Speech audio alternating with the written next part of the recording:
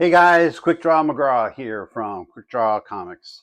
So I was trying to do a little Vanilla Ice and impersonation right there. I don't know if that worked very well, but we're actually going to be doing a little session here on Emma Frost. So I thought that would be kind of fun for us today. Never covered her before, so I did a little research on her for us for this channel. So we're going to be talking about her transformation basically from a villain to a hero. And so that is pretty interesting. So um, she basically has these really amazing powers, which we're going to talk about. And but she's also got a very tragic past, and and there's a lot of moments within her life that actually made her one of Marvel's most iconic figures. So, this she used to be one of the X Men's Professor Xavier's one of his biggest enemies of all time, and you know what exactly happened with her to actually make that move into being on the X-Men team, and so from this ruthless person to a part of that team. Um, so she actually started out here in Marvel Comics, and it was X-Men 129, and this is actually her first appearance of uh, it says the White Queen, Emma Frost. So this is a CGC graded comic that I have here of her, and it was published in January of 1980. So she was basically introduced as the White Queen of this Hellfire inner circle, and it's basically it was like a very secretive and wealthy organization that really sought to control society from the shadows, and basically and they use like this intelligent and ruthless, and always they were intelligent and ruthless, and they're always sort of like several steps ahead of their enemies. And what happened was Emma actually quickly established herself as one of the leaders of the Hellcats organization. And but what's interesting is not really her like physical strength. It was actually her mind that was the thing that made her the most powerful. And so we're going to talk a little bit about that. And she's actually one of Marvel's most powerful telepaths. And so think about this. Imagine someone that can read your mind. They can communicate mentally over vast distances, um, and they can erase memories. They can create convincing psychic illusions, control thoughts, and engage in basically devastating psychic battles against some of the strongest minds out there, including in the Marvel universe. And so her abilities have basically enabled her to go against Professor Xavier in the X-Men, and without basically throwing a single punch is really what she can do. And then what happened was later on, she got this secondary mutation ability where she could actually transform herself into an organic diamond. So it basically made her indestructible. The only problem is when she became this organic diamond, she didn't have her telepathic abilities there. So basically, she can beat you with her mind, she can control your mind. She knows exactly what you're going to do and then make you do it. And then if she doesn't get what she wants, or she's in an impossible situation, she can basically turn herself into a diamond that's indestructible um, from any sort of force. So she's pretty amazing, and that's why she became the White Queen. Um, so, but her history began long before all of this, and I think for those of you, and I talk a lot about this in the channel about just the our psychology and things like that.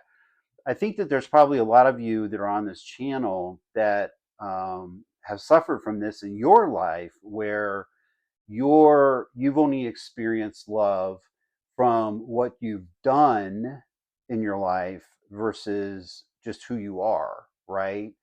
As a person. And that's what happened with her. Unfortunately, she actually grew up in an extremely wealthy family. And within her family, the only love that she got was when she did things really, really well.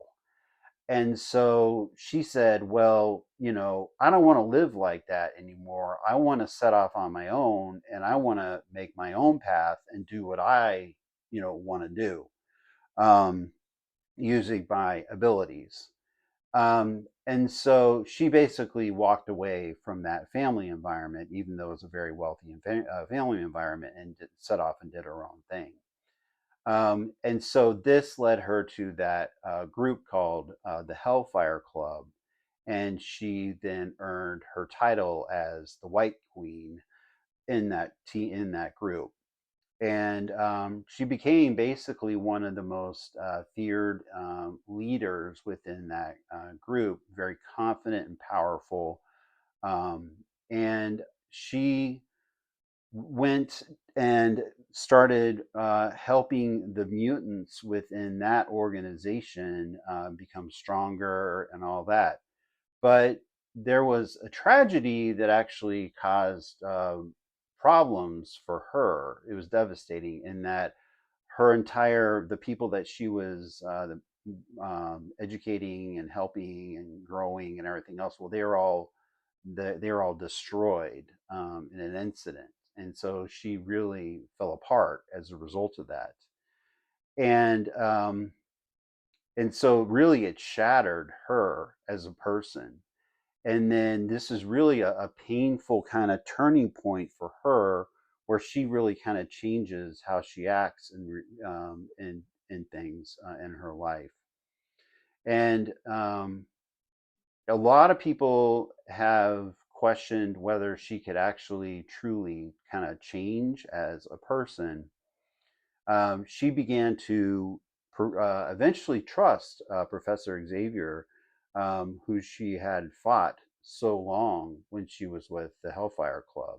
And so she did this really kind of crazy transformation as a person.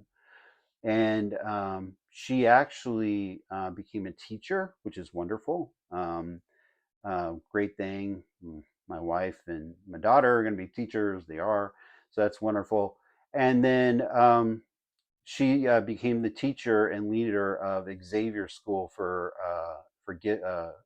gifted youngsters, and then basically helped train the next generations of mutants. So that was pretty cool. Um, and so her approach to teaching was actually very different than Professor Xavier's. She was not into protecting her students from the harsh realities of the world. I mean, she was tough, right? She wanted them to be stronger. She believed that the world was not a good place, and so she wanted them to be ready for the world as mutants, to be strong. And you know, with these harsh realities of the world, and she wanted them to be prepared in that society that constantly feared and hated mutants, which was the case. All right.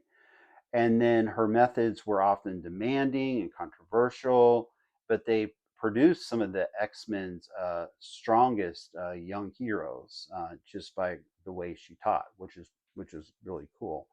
And so, and then the other aspect of her life was her relationship with Cyclops. And so we always talk about like a love interest in this episode, or this, yeah, our episodes or whatever. And so her love interest was Cyclops. So I needed to do a little more research on that, because it's something that, again, Marvel is really not my thing. So what I found was, you know, following really these years of emotional struggles, Scott Summers and Emma Frost, they developed a relationship that became one of the most defining relationships of the X-Men comics. And so they basically led the X-Men through some of the really the most darkest periods in the mutant history. And they made really impossible, uh, making it impossible decisions really to protect their people, which is happens. And then uh, their relationship, I guess, is remains one of these most debated relationships in the X-Men world, um, among the fans.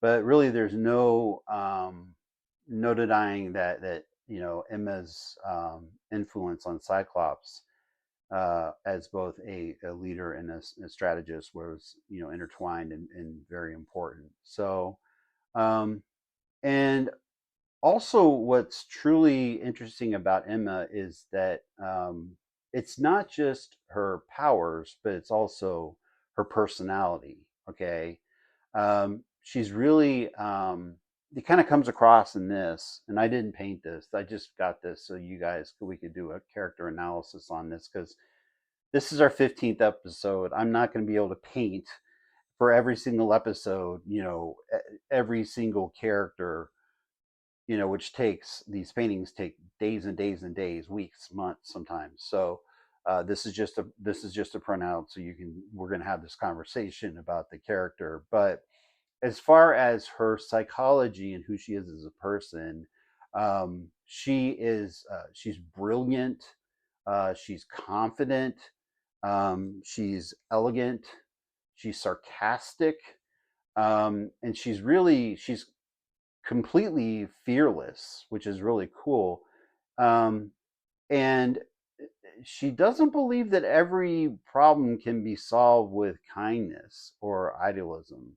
Um, she's willing to really kind of bend the rules and manipulate her enemies. And then she also makes morally difficult decisions if she believes that it's going to protect the mutant kind. And so this moral kind of complexity that she has makes her so compelling. And but she isn't perfect, obviously, um, and she is not definitely always right.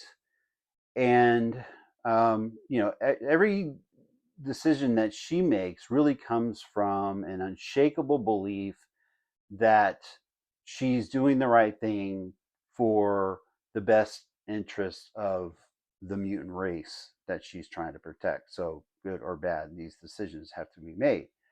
And and I think that's one of the reasons why you know she is so interesting, is that she does not try and erase her past, um, and pretend that she was never a villain.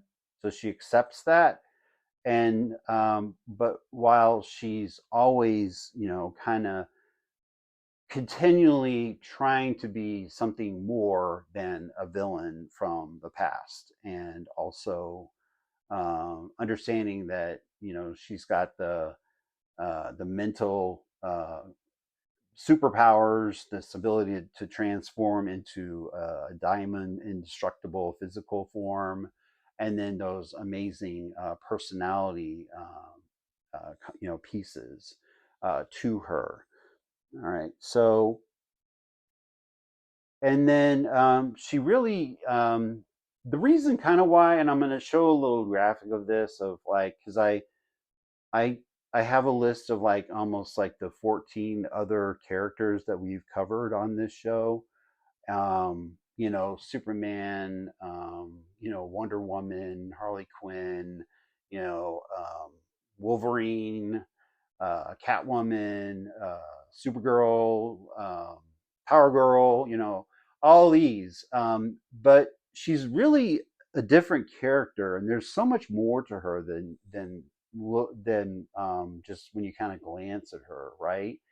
Um, but she's definitely, when I did a lot of my research on her, she's definitely one of Marvel's most powerful female characters if you kind of look at her, which is interesting. But a lot of you X-Men fans probably remember, you know, if you were reading these. Actually, I was reading the X-Men back in the 80s when I was a kid, but I don't really remember her that much. But for you X-Men fans, I'm sure this is like, you know, whatever, Ben, you know, we know this stuff. But, you know, I just wanted to go back and kind of look at that. But, you know, it's, oh, if I could say really, it's her, you know, it's her intelligence, it's her leadership, it's her resilience.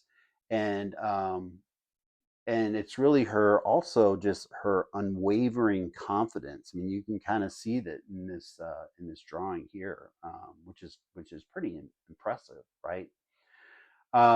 And so basically, you know, whether she's defeating her enemies through her psychic mastery or protecting mutants as a leader or proving that redemption is earned and not given, she just continually shows that true strength isn't just a power, it's about the choices that you make, right? And so basically, she went from a feared villain um, to a trusted X-Men. And her journey is one of the most compelling character arcs in Marvel Comics, and her combination of unmatched telepathy, diamond durability, and razor sharp wit, and morally complex leadership has secured her basically in the place of really one of the most unforgettable mutants that were ever created. So I'm going to kind of leave this character analysis to you, and let you know, you take from it what you want. Let me know your thoughts in the comments if you think this is something that's interesting. Again, this is a show about creating art, also talking about comic book history. We're also doing character analysis and that kind of thing. So um, you know, she did something. She went from a difficult past, and she made something of her life using her powers, and ended up going from being a pretty bad person to someone that really tried to help shape the lives of mutants, and they could then help others, you know, around the world and such. And so that was pretty cool of her that she did. So, anyways, like, share, comment, tell your friends. We need the support in the channel. Again, Ben does it all. So, and before I leave, I'm going back to this is a thorn in my side, right? So, I went to Sam's today because I had to buy some paper towels. Really exciting. And so I knew it was going to be filming today. So I was like, you know, where is Liquid Death? I went in there and I said, I want to find that Liquid Death water, because I knew they probably did have like Liquid Death water. And they said, well, if it's going to be here, it's going to be in the way far back. So I went to the way far back. Interesting, they did have Liquid Death. And so Liquid Death, I'm still going to tag you, and I want you to sponsor my program. So I'm giving you another plug. This is interesting. So I go back there, and I get this, and it's pretty cool. Liquid Death Sparkling Energy Water Variety Pack, Tropical Terror, Scary Strawberry, orange horror. It's not even Halloween. Feels like a coffee, not an electric chair. Whoa, that's crazy. Unextreme caffeine. One cup of coffee in these things, and it's just their water. A better for you energy drink, zero sugar. So yeah, it's and I got to tell you guys, 5 calories there looks kind of weird. Um, it's actually I got um, the strawberry liquid death. All right, death to drowsy. Oh, that's kind of a. They have a lot of good taglines. I'm a marketing guy, and they have some really good taglines. Anyways, this is scary strawberry, and this is really good. Try it out. Also, I'm gonna say it again. I loved Supergirl. Stop hating. It was a great movie. Anyways, with that, I'm going to leave it there. Thanks for watching. Like, subscribe, comment. Let me know what you think. I got a good comment actually in my previous episode on the Power Girl and Supergirl. Actually, was it Supergirl and Lobo? Anyways, last episode was 14, which is Supergirl and Lobo. I did get one. Yeah, that's what it was. Supergirl and Lobo. Someone gave me a really good comment on that. So I appreciate the comments. Let me just say, I won't say his name, but you know what? Thank you again for that comment. Gives me a little power to go on in addition to my liquid death sparkling energy drink. So there you go. Cool. Next one, guys, girls, women, whoever, aliens, um, is going to be Poison Ivy. Good, because we did the Harley Quinn way long time ago, and so let's do a little Poison Ivy. Great.